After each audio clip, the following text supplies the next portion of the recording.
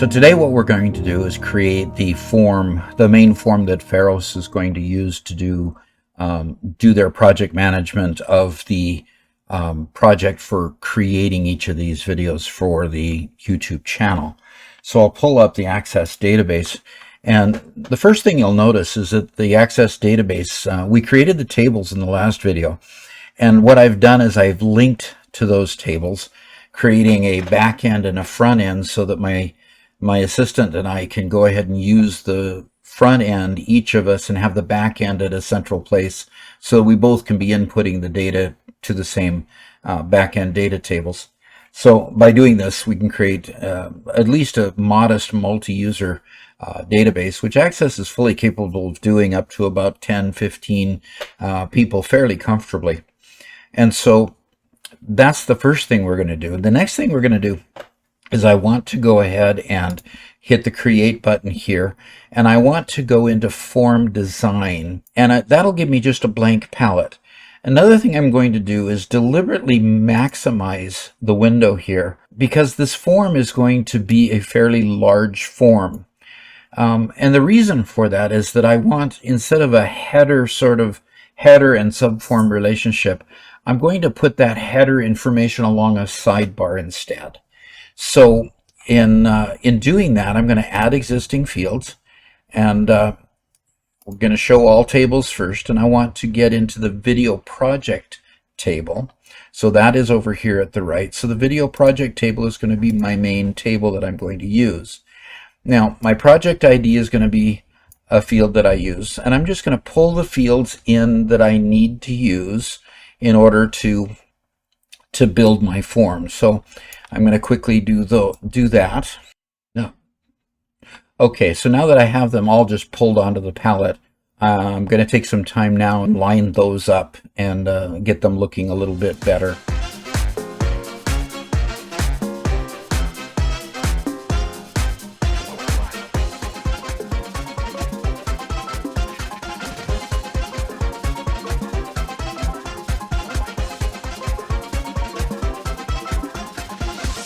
Okay, so what I've done at this point is I've just pulled all the fields onto my palette, and I've mostly got them all lined up here.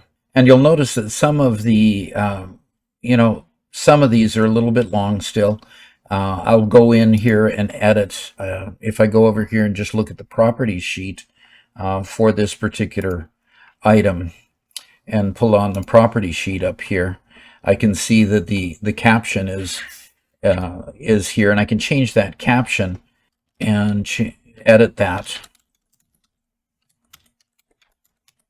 and then I can modify each of these, and then squeeze the actual size of the label down here, and ultimately what I'll do is I'll take all of these labels and make them the same width, and then I'll pretty them up by making sure that they're not just flat on the page, and I'll change the coloring of the background and such. But what I want to do at this point is I want to insert the subform.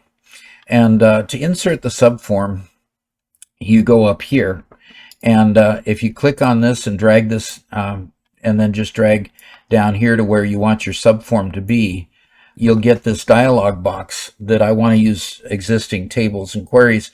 So you have a bit of a wizard here that's helping you get through your subform. So I'm going to use existing tables and queries. I'll click next. And so the tables that I want to use, the table I want to use for this table, script table, and I want all these fields to be in here, but I want the script ID and subscript ID first, and I want setting to be third, and then I'm going to put script text. So the order that I put them here, selecting them, will kind of help me get them in the right order that I want to see on the subform right now. So when I click next here, and basically the SQL statement's going to be an inner join, and then I'm going to go ahead and click next.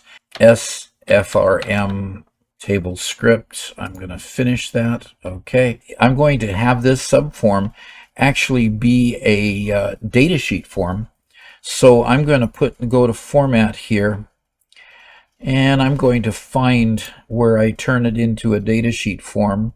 I had to highlight the form by clicking this button here, And now I am going to have it as a datasheet form.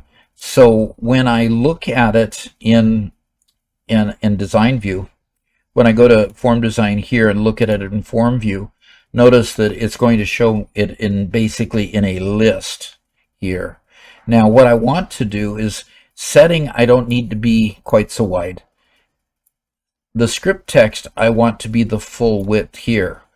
So I can adjust that in this view, and you'll notice that it'll stay there. I'll go back to design view, and I can play with everything that I need to here, and then I can go back here and go to form view once again, and it'll stay. So I've literally saved that. Now, the other thing that's happening here is that because this is a subform and it's connected to my main form, by the project ID equal to the script ID, because they are connected, they are going to auto-populate. The script ID will auto-populate when I create a new form. So if I were to hit enter here and say that my script ID is going to be 1, notice this 2 populated right here in my script ID. Okay, so I'm going back to design view.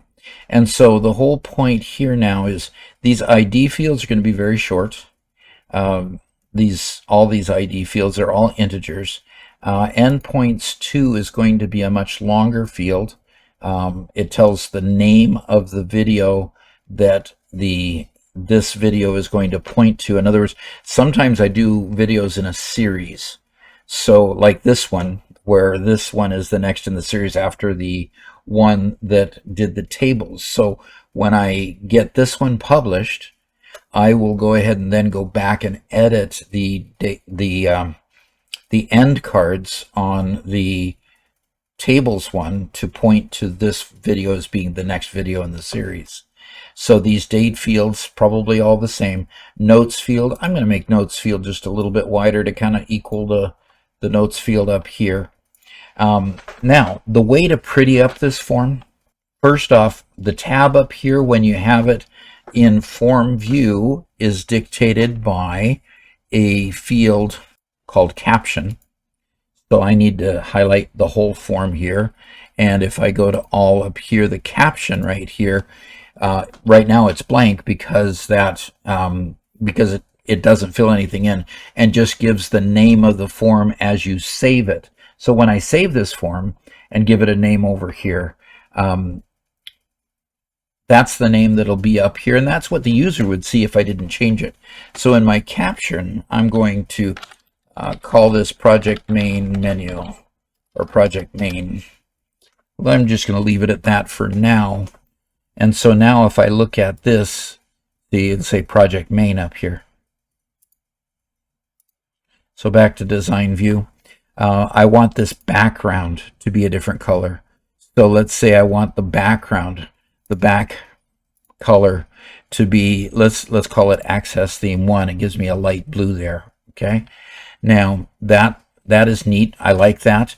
I need to also come in here if I want this background to be the same. I can go access theme there and give that a background. I'm not quite sure how much of that is going to show up when it's in design view. Doesn't look like any of it actually shows up, but that's okay. I'll leave it there for consistency. Now what I want to do also is all of these labels, I want them to be formatted in raised format. So the special effect, right now they're flat, so I'm going to make them raised. Now if I make them raised, what they look like when I view them is like that. They have some shadowing. They're raised up a little bit so that they give a little distinct, a little distinctive feel to each of the field names. Okay, so that affects that there, and I can change these. Now the reason I like a background color is I like to be able to have each of the fields stand out a bit. It's just easier for the user to deal with when they can actually see them. Now coming over here, this is going to be a short text, which basically means I can convert this to a combo box. And so I'm going to convert this to a combo box because my setting is actually going to be a list that the user can keep building on. So one of the items in this list here is going to be a green screen. So I can go ahead and row source type is going to be a table or query. Let's make it a value list here. And then that row source then is going to be a value list. I'm going to go ahead and put in here green screen first. And then the default value I want to be green screen. And if I click OK here, notice it has green screen in parens. And if I go here, oh, I want to limit to list? No. If the setting is going to be on a farm or a specific farm, I want the users to be able to put that in, and then it'll continue building that list by itself. And so I don't want it limited to list. Allow value list edits, yes. Normally, you know, if you want to be restrictive on a combo box, a lot of times you'll take and you'll create a very specific list and you'll say, no, I want to limit to that list because that field is maybe a field that you're going to search on for reports, and you want a specific drop-down list to give cohesiveness or consistency to your data in certain reports later. And if that's the case, then you put a specific list and you tell it to limit to that list. Otherwise, you can leave it unbound and you can let the users continue to expand that list, as is the case that I'm doing now. Okay, so if I go and view this and I come over here to setting, now I've got a list that I can keep expanding. Or if I want to in the yard. Okay, here's the basics of the form. I hope that you've been able to get some good information out of it. Go ahead and leave me questions in the comments if you desire, and I'll try to get an answer to you. And I hope to see you again. Thanks.